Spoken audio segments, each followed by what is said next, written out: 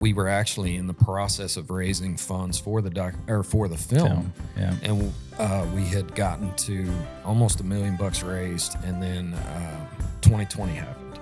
Oh, And so we all know what happened there. yeah, and so we went ahead and gave our investors their money back. Hey, everybody. Welcome back to the Kick Your Boots Up podcast. Thanks for listening for another week. Episode 2 of season 2 is here. We're so excited that you came back for more. I hope you loved last week. If you did, feel free to comment below, like, subscribe, tell all your friends about it, because this episode is going to be even better. If you thought last week was good, we have 2 guests back in studio with us, and wow, I mean, where do I even begin? Sitting next to me is Bradley Hughes, and next to him is James Trawick. They're with Tough Draw. I don't know if you guys have heard of that before, but maybe you've heard of it through the Lane Frost documentary called Lane, Life, Legend, Legacy. We're here to talk all about it this week in this episode, but I've got to talk to these guys and get to know their story a little bit. You know how it goes here on the podcast. So James, you're currently in Godley, Texas, right? That's where you live? Yes, okay, ma'am. so tell us about Godley. What's that like living there? Just southwest of Fort Worth, right off the Chisholm Trail. We moved down there from Denton and 5 years ago, something like that. My wife's a teacher at Godley High School. She teaches film and does like a photography class, and we love it. Godley's a small town. It's growing because of the toll road, but it's a good place. We have 2 little girls, so to have that small town or access to a small town this close to Fort Worth and be able to come do stuff like this, same day, same morning type kind of thing is nice. So nice. And having twins, that's got to be so hard. Twin girls. What's that like? It's a lot of fun. Chaos, maybe? Yes. That's lots of stories I could tell,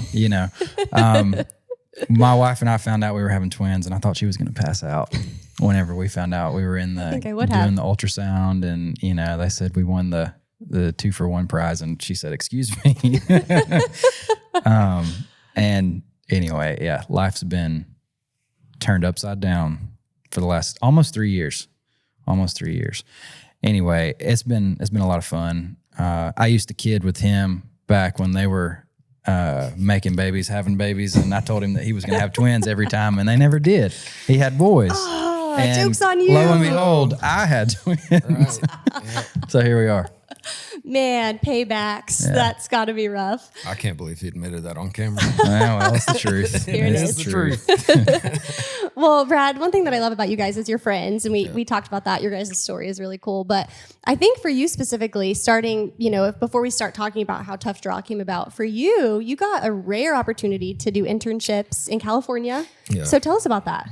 So coming out of high school, I wanted to go to just a film-oriented school, and one of my teachers convinced my parents that I really ought to look, because I was thinking about going to a trade school for video, which at the time wasn't an accredited university. And one of my teachers talked to my parents and was like, with his grades and stuff, he needs to go to a good, a solid accredited school. So I went to the University of Texas at Austin. And we won't hold that against you. That's right. I'll do it on camera.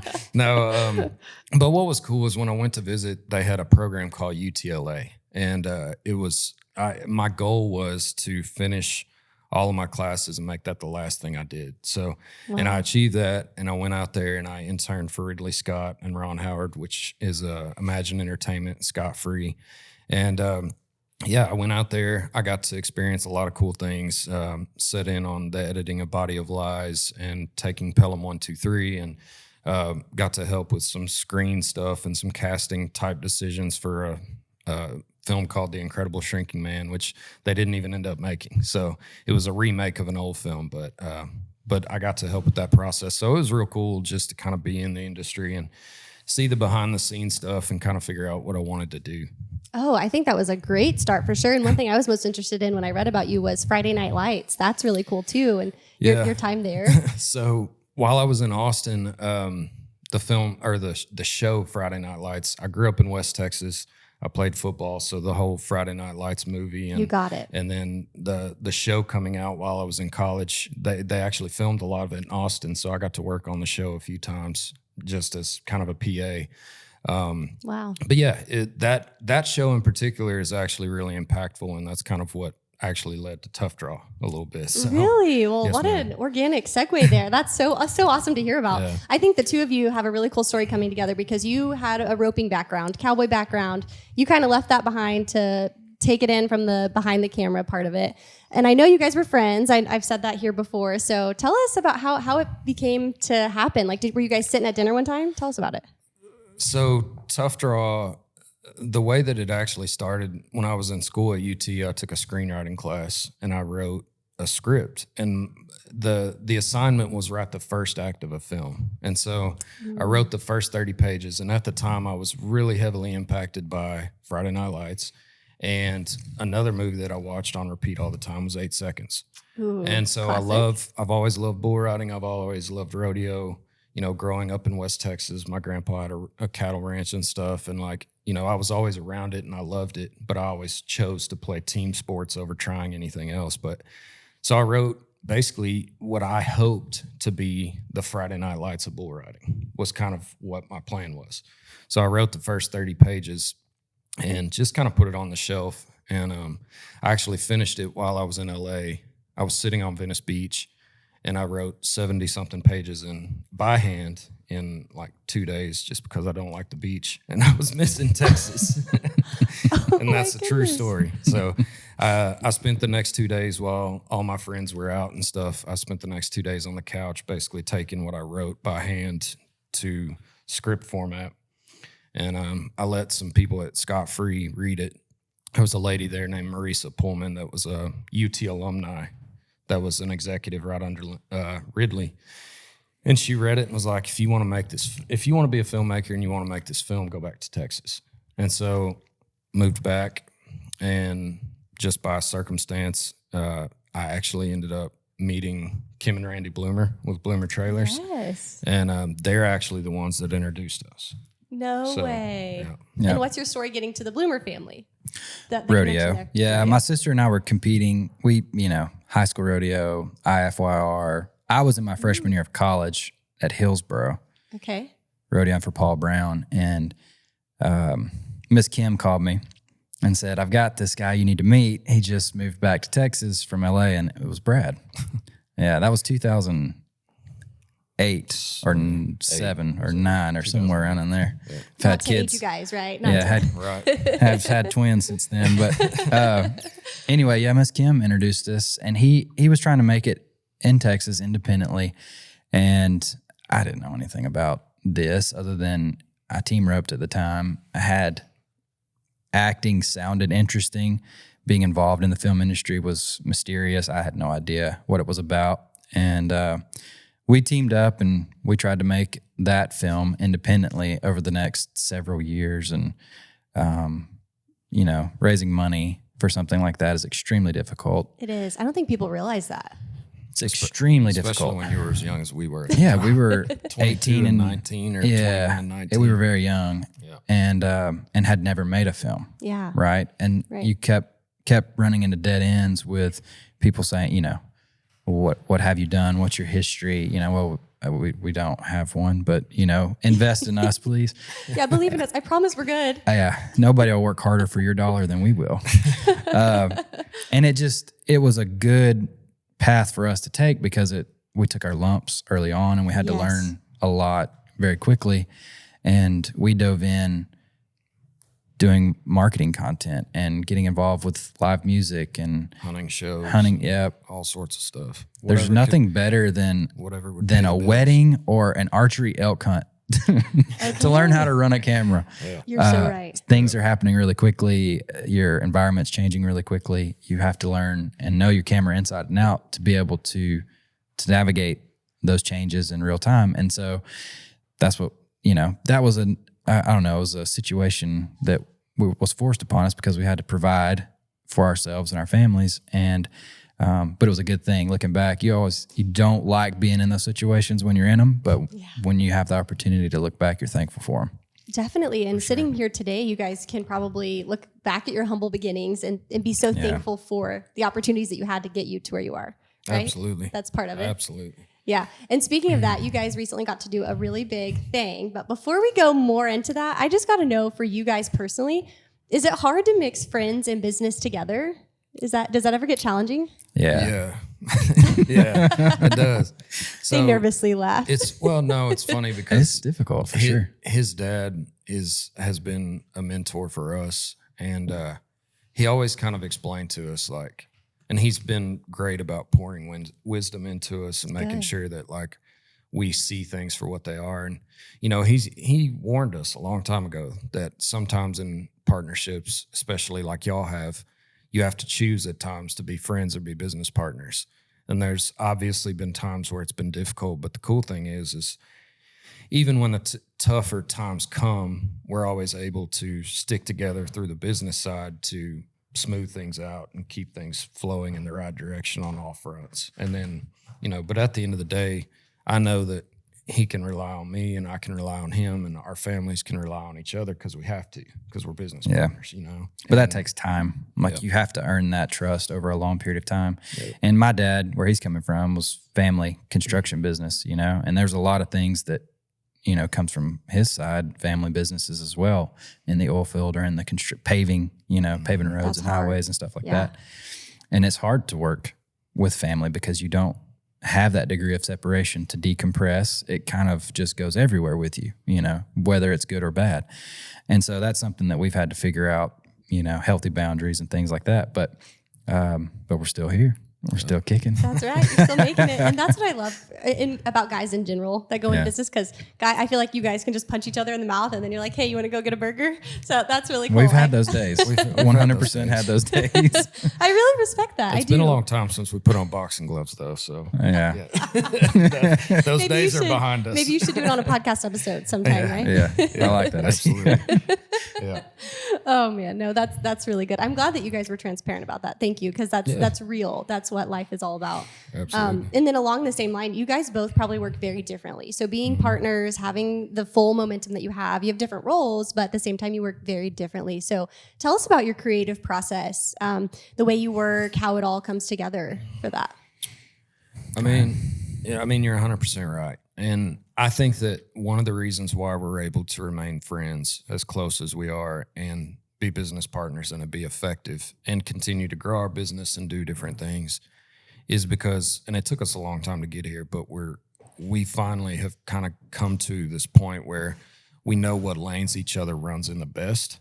And so we allow each other to kind of take reins on different things. So when it comes to a lot of business decisions or dealing with people and stuff like that, James is great and he takes the runway on that and he can drive that. And when it comes to tracking somebody down and making phone calls and finding the right person to talk to open a doorway, that's where he's always shined. And part of being close friends and business partners is just knowing when to get out of each other's way at times. That's so good. And that's what's tricky though, because as an owner and being in business, you're an owner and you have control and you want to try to stay as involved with everything as you can. And sometimes the best thing we found is just to try to stay out of each other's way or divide and conquer. We've had to become really good at that over the last, I don't know.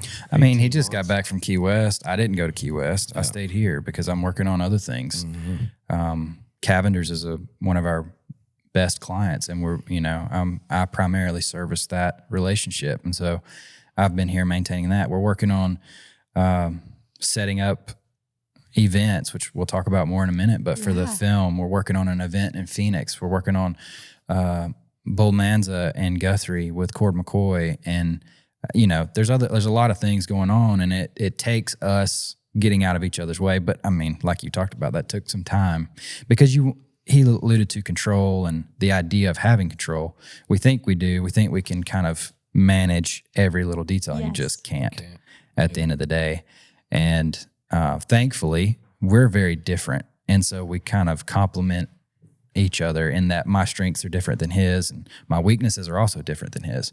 And so that's helpful. But it took us a long time to be willing to accept what those weaknesses are in both parties and get out of each other's way. And I still struggle with it in a lot of ways, but if the snapshot of where we are today versus where we were in 2008, 9, and 10, or wherever this 2020 last week, it's progressively getting better, and I attribute that to my relationship with the Lord, and I think He would too.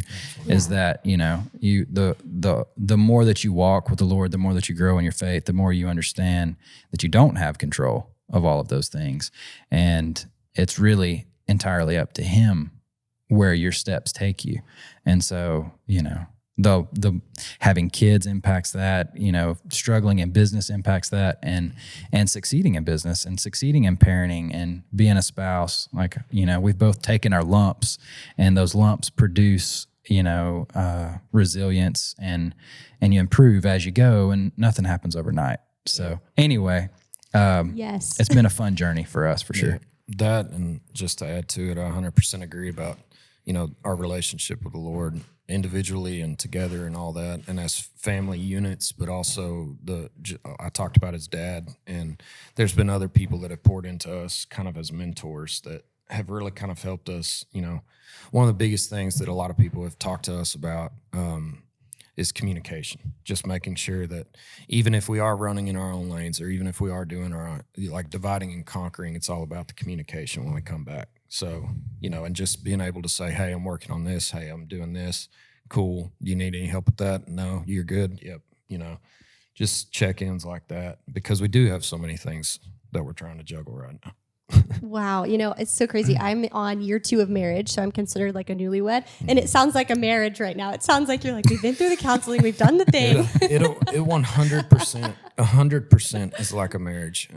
I've been married 14 years. I have a 10-year-old and a 7-year-old. And he's been married, 5 years now? Don't ask me that question. Don't put him on the spot. Well, come on, man. I'm sorry. Some years, long enough to have some twins. He's been married 4 or 5 years and has twins. So, yeah, I mean, and, and he and I, like, he was with me when I met my wife. So, like, he, that's, like, we're, Your bros. There's a lot of history there, and, like, and it's great. I mean, I'm thankful for it, because at the end of the day, I trust, like, outside of my wife, there's nobody I trust more, So, dang. Wow. Well, there you go. Love you, man. Lot of Which, by the way, for the record, March 31st, 2018 was the day that I got married. Tom, And my sit there wife's and think birthday about is it. March 1st. So it's almost And sad. when- Just to make sure that, there's no question. Christmas. Peyton, he got it. I put him on the spot. He got it. Hey, good for you though. You recovered well. That's so good. No, I really appreciate that, because that kind of moves into what I'm genuinely curious about next, is like what inspires you. And it sounds like you guys pull a lot of that from your faith, a lot of it from your family. Talk to us about that, your inspiration. Where do you draw from? Because of course you see things in the industry that inspires you. I mean, even the name Tough Draw. I mean, where did you get that from? Bull riding and getting a tough draw? Yeah, so it's actually really funny that you asked that, because I was in Key West, and one of the guys that was with us actually asked me, and I'll save y'all because this talk went on for 2 hours that night. But essentially, I went to college. The original script I wrote was called 8 Seconds to Glory. That was the original name of the script. And I had gotten back from LA, and me and one of my closest friends, who was actually with me when I met James, his name's Gary, we were sitting at my house, and I'd gone through some hardships and stuff that had me really down in the dumps, and we were like, we're going to pour ourselves into making this happen, and we were sitting there brainstorming, because we were bummed because we heard a documentary was coming out, and 8 Seconds to Glory was a part of the title. No. And so I was like, oh crap, I got to change the name. But yeah, we were sitting there brainstorming, and the story, it's really cool how the story's evolved. It's been through at least 10 to 15 rewrites since the original. But it started out as a story about high school kids, kind of like Friday Night Lights, but it's evolved now to a story about family and, and hardships through that. But the common theme has always been there of, the typical type of dramatic elements, but it's about the hand that life dealt you. And so we were sitting there, and of course I felt like a writer. I was sitting there in my feelings, and I was just like, life's dealt me a tough hand and all this stuff. And we were just sitting there talking about it, and I was reading through the script, and, obviously a draw is the matchup of bull and rider, or just any animal and the athlete in general. Yeah. And so we were like, what about tough draw? And so we kind of kicked it around. I renamed the script, and the first version here, Ed, was called Tough Draw. And so the goal was always to make the Friday Night Lights of bull riding. And, you know, because I worked at Imagine Entertainment and they were the ones that had made Friday Night Lights, you know, it was a book, it was a TV show, all these things. And so, like, we always had this vision when we talk about it. And even when we'd pitch it to people of like, we want to make Tough Draw this big thing. Yes. Well, you know, as the Lord would have it, the brand and kind of everything we were doing kind of took off before we could get the film made. So, wow. So here we sit. And we were, because of most of our touch points began with pitching that film, we became known as the guys, the Tough Draw guys. Yep. And it just naturally, and at the time, we had another production company called Atonement Entertainment, and then we had another arm of that called First Light Productions. And those two businesses focused on different industries, creating content and building marketing material for different types of businesses. Oh, cool. But we always wanted, because of our roots, we always wanted to come back to Western culture. Yeah. And we just thought that the film was going to be the way that we did that, but it wasn't. It was all of these other things. And kind of like he said, you know, that was not part of our plan, but it's the way that it happened. You know, I love saying that we make plans and God laughs, because I think truly you guys have gone way beyond what the TV show could have ever done. And even if who's to say it's still not going to come out one day, you know, Sure. But your guys' name is so relevant in the industry, especially among like the PBR, the Western industry as a whole. And so because of the Lane documentary that you guys have just done, you are paving your way. You know, you're making it and you're doing it again, but you're doing it a little bit differently. And so we're going to take a break, but when we get back, we're going to talk a little bit about the documentary and what that is. So everyone stay tuned, and we'll see you in just a second. Every bull rider wants to be at the daddy of them all, and every bull rider wants to win this bull rider.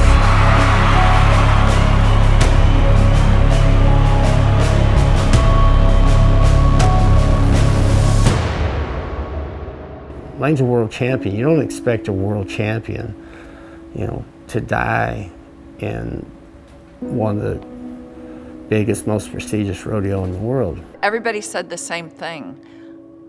It didn't look that bad. Hey, everybody, and welcome back to the Kick Your Boots Up podcast. Like I said, we would come back with more, and here we are. We're here to talk about the Lane Frost documentary that's called Lane, Life, Legend, Legacy. And if you're familiar with Lane Frost at all, good for you. If you're not, you're living under a rock, because Lane is a legend in the rodeo industry and arguably the most famous cowboy bull rider in the industry and mainstream media, all of it. So we're going to dive right into that. But I wanted to tell you a little bit about the documentary before we start asking questions and getting into the meat of it. And so basically what it does is it combines the details of his life, the legend he became, and the legacy he left behind. There's a heartwarming story where you'll get to learn all about his story and how it happened. Of course, you'll hear from the family, and that you'll get a deeper look into their archives, things that they haven't gotten to share or talk about on a screen ever before. I know growing up in Oklahoma, I was always so passionate about Lane's story, and getting to sit down with his parents, Clyde and Elsie, was like, I think I was such a fangirl in that moment. So I guess I've just got to start with that, you guys. Throughout this whole process, tell us about how the documentary came about. Did Stetson Frost reach out to you guys with Lane Frost brand? Did he reach out to you guys? Did you guys reach out to him? How did this happen? It actually goes back to the film Tough Draw, because at the time we were working on it with Tuff Hedeman, and we were doing, you know, some different publicity stuff, and Tough draw. That makes sense. Right. Had some social media stuff going on, and Stetson saw that, and he reached out to us on Instagram or Facebook or something like that. That's where the very first connection occurred. And then he invited us up to Atoka and Lane, where Clyde and Elsie live. But we got to meet them, and I was just like you're saying, starstruck. You were a fangirl? Well, total fangirl. Yeah. I mean, we were videoing it, and like he and I both were like kind of freaking out. We walked into Lane's room, And we just kind of were looking at each other like we're really standing in Lane Frost's old bedroom. Well, growing up, It's you've got 8 crazy. seconds. You've got all these Chills. things that you look up to. You look up to Lane, all the things that you just said about Yes. who he is. And as a kid in rodeo, you know, that's your hero. That's the legend. You know, you probably grew up doing the wave, the Lane Totally. Frost wave. Absolutely. Yes. And I had at the time in high school rodeo, Clyde and Elsie were still traveling all over doing Sunday Yes, church the cowboy services. church services. And I had a sign by. We were at a rodeo in Tennessee, and they were there. And I have a signed Bible that my sister also has a copy. You know, from that day. back in the day. That was our very first interaction with them, and for all these years. Fast forward all these years, and then have the opportunity to do this. It was very, very surreal. This is a random question. Did you guys start the conversations in like 2018? Does that sound? Yeah, Okay, so that when sounds I about was right. traveling the rodeo road as Miss Rodeo Oklahoma, I made a stop at Stetson and Kelsey's house and was catching up with them. And they were like, cool. yeah, we have some guys coming in next week to film a documentary. You know, you guys are the guys. How cool is that? So what you're probably talking about, 2018, if I'm remembering correctly, what we did is we actually, so we met them, and the first time we met them, we just kind of enjoyed and soaked it in. But Yeah. then the next time, we actually brought camera gear. Okay. And we interviewed them just because You needed the facts. No. We hadn't even the documentary hadn't Oh. even started yet. It was just kind of one of those deals where we just wanted to interview them, like because we thought that'd be cool. Because and why Stetson, not? Yeah, and Stetson was on board with it. But that's kind of where we talked about just express that would be something we'd love to do. Like that was the first time we really expressed that. Yeah. And Wow. you know, we were actually in the process of raising funds for the film. Yeah. And we had gotten to almost $1 million raised, and then 2020 happened. Oh, And so we all know what happened there. yeah, and so we actually we went ahead and gave our investors their money back because everybody Did you really? Yeah, because everybody didn't know what was going to happen, right? And so, but Or how long it was going to last. exactly. So But a lot of them that was a painful day. It was. Yeah, you went from $1 million to nothing. But the kind of the beautiful thing that happened with it though is like, you know, we talked to Stetson, and Stetson had talked about how grandma and grandpa, Clyde and Elsie, you know, Yes. they're open to letting y'all do the documentary if that's something you want to do. And then a lot of the investors that we had on board for the film, we called them and we were like, hey, it's a lot cheaper to do a documentary. Do y'all want to get involved with this? And so a lot of the same investors kind Wow. of jumped back in on the dock with us. And, you know, with 2020, the way it was, production being shut down because they didn't want a ton of people in a spot, you know, taking 3 or 4 guys and a couple cameras to go do interviews was a lot easier than trying to put a big production together. Right. So we kind of leaned into it, you know, and as they say, the rest is history. It truly did make up for it. It's kind of a cool experience that you guys gave all the money back, because I think that worked in your favor when you were able to get the funding for the documentary to get it going. That's kind of a full Yeah. circle moment right there in itself. But I want to kind of go back. You said something, standing in Lane Frost's room, his bedroom. You had to have had like the hair raising on your neck or something. Just explain both of you guys explain that feeling. His saddles, you know, and his bed, I mean, everything is still like it was. You know, I had heard that, but It's- hearing you guys say that, I'm like, okay, I really believe you then. Yeah. It's crazy. One of the interviews for the film is actually in the room. And we did shoot some B-roll in the room that you'll see on the documentary, but Spoiler alert. it was, I mean, One of Stetson's interviews, actually. Okay. one of Stetson's interviews. And I mean, you kind of talked about it, chills. Like Yeah. it's funny because my wife knew that Western culture always meant a lot to me. But when I called her and was like kind of freaking out a little bit about how I was in Lane's bedroom and all that, and sending pictures, and the smile on my face that they took of me that day, like, you know, it was surreal because 8 seconds, you know, he talked about the connection through rodeo. But for me, I remember being a kid from Lubbock, Texas, and going to the theater, and that being the first movie that I remember watching where I actually felt emotion. So Whoa. like from that moment, and I was that kid that always waited in line to get Tuff Hedeman's autograph at Jibo's and different things like that. And in you Lubbock. remember that. Oh yeah. And so Wow. all that stuff just kind of flooded back while we were standing there, and I was like, this is so cool. You know, like it it felt like hallowed ground, you know. And when you interview the guys at Cheyenne, like we did, a lot of them call that hallowed ground too. And it's like, you know, it's just, it was surreal for sure. It's I can't even, I mean, hearing stories like that gives me chills. Even I've got to say this too. My husband's grandpa was friends with the family, and there's a home video of Lane at Freckles Brown's funeral. And that was just, you know, months before his own funeral. And just even seeing that, it does bring like tears to your eyes. It brings just like this, whoa, that's history in the making. What was it like for you, James? What was... All of the same. I mean, to be there, to see, there's a really cool picture hanging on the wall in, I don't know what you would call like I guess it used to be a room, but they've kind of remodeled a little bit, but off the living room, there's a big picture of Freckles and his class of the inaugural NFR hanging on the wall. It's stuff like that. It's literally history hanging on the wall in their room. And there's so much of the stories embodied in the artifacts, the pictures, the statues and things like that are still available through Miss Elsie and Mr. Clyde firsthand. And we sat at their kitchen table and went through so many pictures and so many stories that didn't make the film, right? Really? Because in the early part of it, you're just exploring what are the options, and like what's the best way to tell this story? What's the best way to present Lane's, you know, legacy? And so for me, the first interaction was that Bible, and then 8 seconds as a kid and competing in a sport, just admiring. That was really the only thing. I was a team roper. I'm not a bull rider. I'm not a rough stock guy, you know, but even in being a team roper, that was it. That was all we had. And it's a big part of why we want to do that. That's why we're creating media within our space, why we will continue to pursue making that film, because we need a new standard. We need to continually create that. And, you know, we have Yellowstone now, we have all these other things, but for the sport of rodeo specifically, we need more content in that space so that we're inspiring the young kids like we were inspired, like 8 Seconds inspired us. And anyway, it was surreal.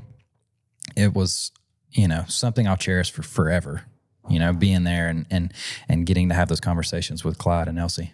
Without a doubt. And even now getting to document it and have it forever and ever and ever, that's really cool too, that you guys are the faces of that. So well done, and hats off to you guys, because I'm inspired by you guys having the capability and the ability to do that. And with that though, it's been the documentary itself, we probably should get back into it. The documentary itself has been pretty successful so far. I remember when it came into Fort Worth. Tell us about that. You guys had 2 showings? We did.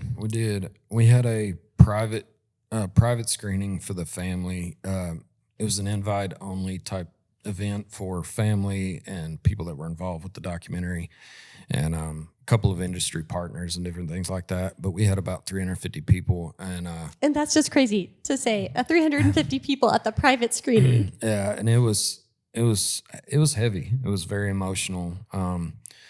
We made kind of I think by film terms, it's a risky choice, but the first time anybody got to see the film outside of our team was at that screening. Whoa. Including Clyde and Elsie. Including Clyde and Elsie and Tuff and Kelly and all them.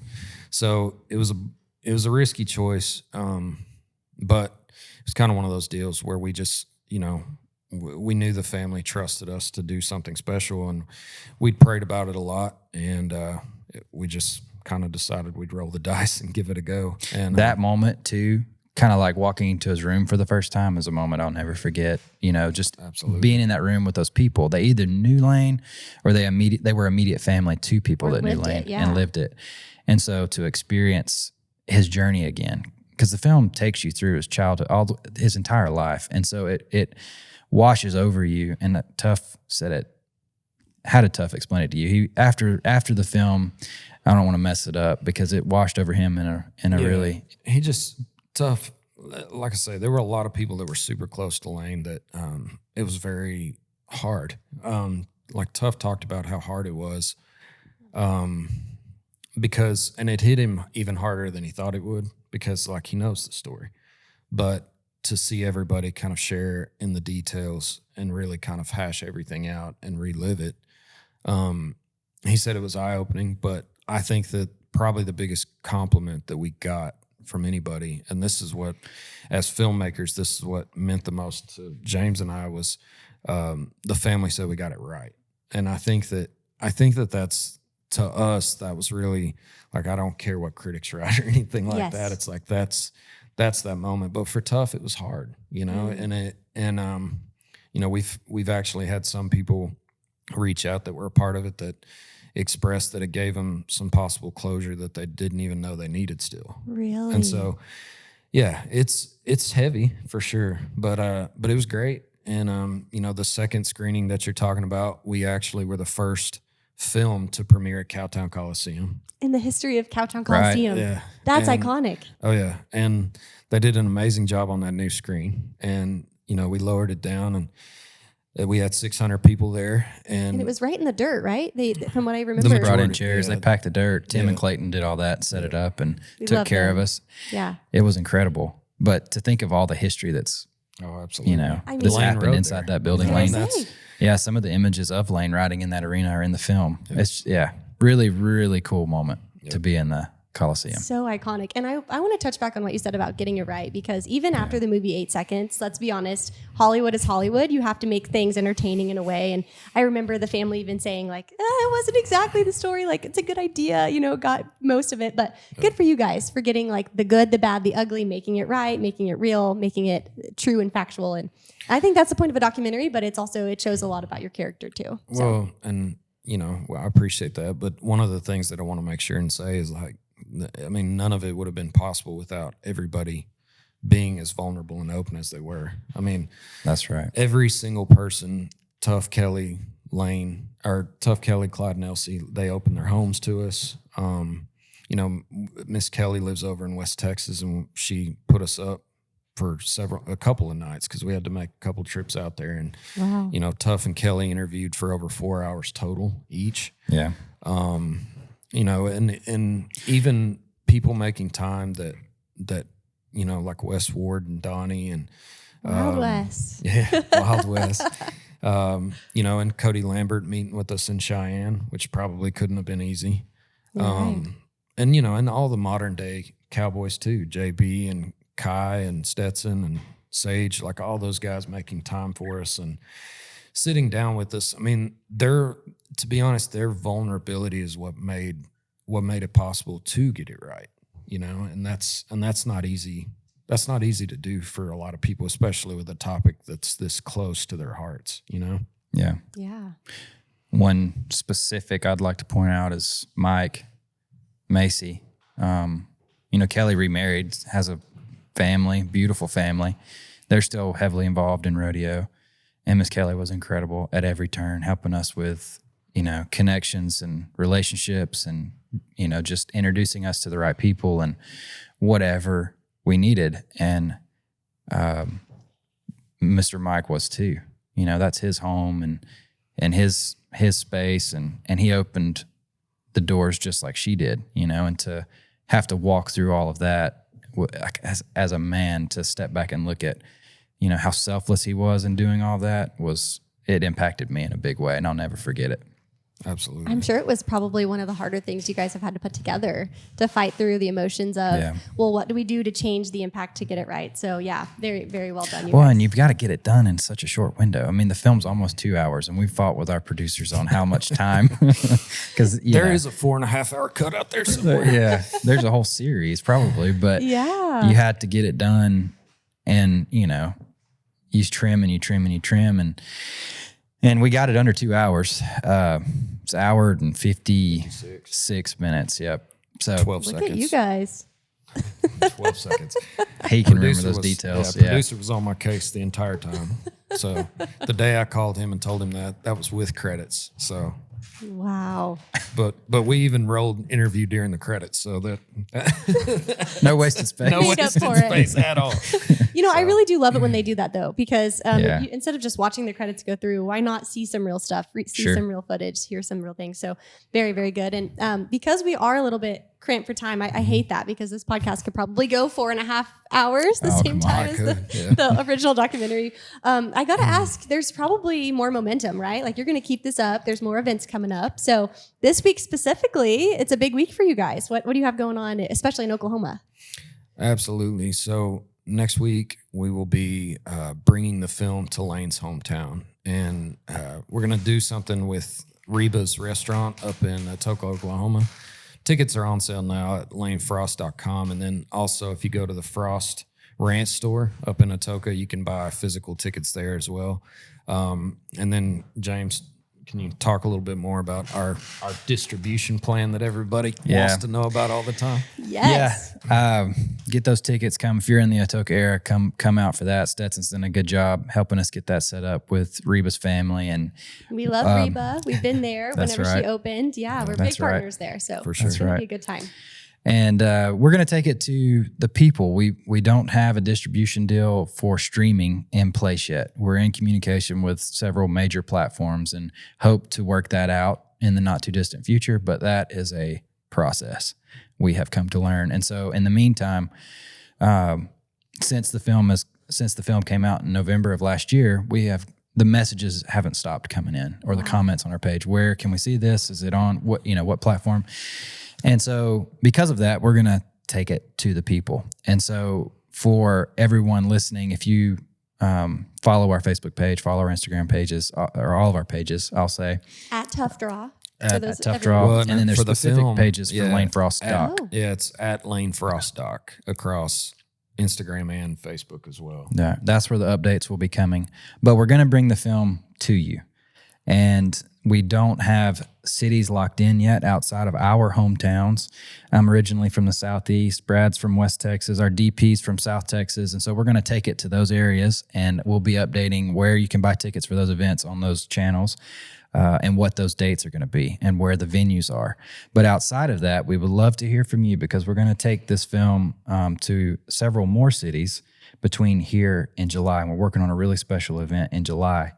And but we would love to hear from you. We'd love to know where you want us to bring the film. And so we're going to listen to the fans and give them an opportunity for an in-person experience before it goes to streaming.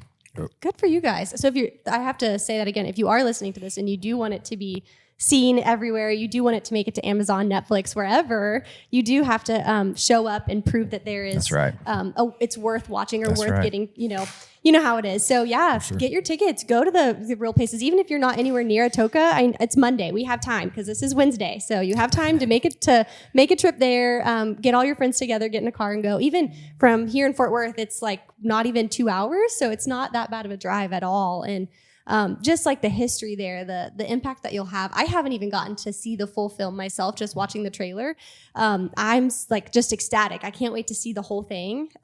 Just because truly you want to be able to have the inside scoop on Lane and his family and all of that. So I commend you there, and good luck with all of the different events that you guys are doing. And then on top of that, you guys will probably have updates throughout on your podcast. You guys have a podcast called Tough Draw Talks. Yes, ma'am. And you get to interview people like Dusty Tuckness, who we are going to have on the podcast this season. Spoiler alert there. And you'll get to hear inside stories on there as well. So if you guys liked what you heard from these two guys, feel free to go hop over to their podcast and give them a shout out, a comment below. Same thing. You can do it on all their social media channels as well. And before we go, I always ask this question on the Kick Your Boots Up podcast.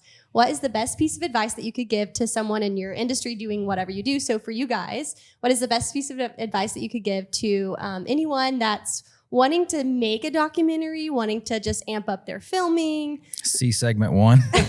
That's kind of what that. You go first, Brad. I'm gonna follow you on that I was one. looking at that. I was looking for you to answer that one. Be real. This is, counseling session number 2, right? Yeah, no. Specifically, like, in regards to the business side, just see section 1 of this podcast. I'll dive in on that. Thank you. Go ahead. I'll answer after you. You have to kill your ego. You've got to remove ego. If you want to be successful in a creative environment, you cannot allow room for ego to exist. If you can figure out how to remove your ego and keep it out, it's something that you have to work on perpetually. It's not a one and done type kind of thing. But if you can figure out a way to work a process for you that you can remove your ego, you will set yourself up for a better opportunity at being successful in the creative space. Great advice. I second that. Drop it out the door. Yeah. Yes. Great job. I don't know. And from there, ditto. No, I would have to say, I mean, James is 100% right on that. That's a struggle for every human being. We're humans. Praying through that is probably one of the biggest things. When it comes to business and the creative kind of mixing, agree with the checking the ego, but also, be realistic with yourself about where your strengths are, because I think that that's one of the hardest things, and go into business with people that you trust. And I think that that's a huge part of it is, being able to trust that your strengths, they know your strengths, and they appreciate your strengths, but also be willing to rely on be actually willing to trust them. Yeah. I mean, I'll be very forthright. Part of the biggest thing about the doc that was a struggle for me was just like feeling like I had to know everything that was going on at all times, because our team was so small. And it was kind of like, you have your hands in so many different things. Like the film really flew when we got an editor outside of our normal group that we found out right away we could trust. And he's fantastic. But it's like, it takes just trusting and letting go at times. I know that kind of plays to the ego thing, but some people need to hear it in a different way. Yeah. Right? No. So, but yeah, For sure. I mean, I think that, and just being in prayer through everything that you do, because we can't do any of this and we can't make any decisions with any sort of discernment without prayerful thought and trying to just pray for wisdom. So I love both of your answers, because that's what this podcast is all about, coming around to swap stories and really just, I say, kick your boots up, but really just like relax and be yourself and kick your boots up, drop your ego. So it really does go along with the same morals and values of the podcast. So I really, really appreciate you guys being here and the time that you guys have taken to share your story, to share Lane's story, to just run with that same passion. And truly, I wish you guys the best of luck. I know that Monday's event is going to be so good. And then even the spoiler alerts that they gave you about the July event and all the events in between, I'm wishing you guys the best of luck. And if there's anything we can do, you know where to reach us, let us know. And for you guys out there, if you liked what you saw, like we said before, go to their social medias. This one is just go to Tough Draw to find them specifically, but the Lane Frost doc is where you can get questions answered about the Lane Frost documentary. Also, they have a website, www.toughdraw.com. And then, like I said, wherever you get podcasts, listen to their podcast, Tough Draw Talks, if you liked what you heard and you want to hear more from them. Thank you for joining us for another episode of the Kick Your Boots Up podcast. I'm your host, Taylor McAdams, and we are so happy that you're here. We'll see you next week. Thank you. Thanks for joining us on Kick Your Boots Up. I'm your host, Taylor McAdams, and we can't wait to share the next story of the West. Until then, feel free to like, subscribe, and leave us a review. Follow us on social media at Justin Boots to keep up with our next episode. And we'll see you the next time you kick your boots up.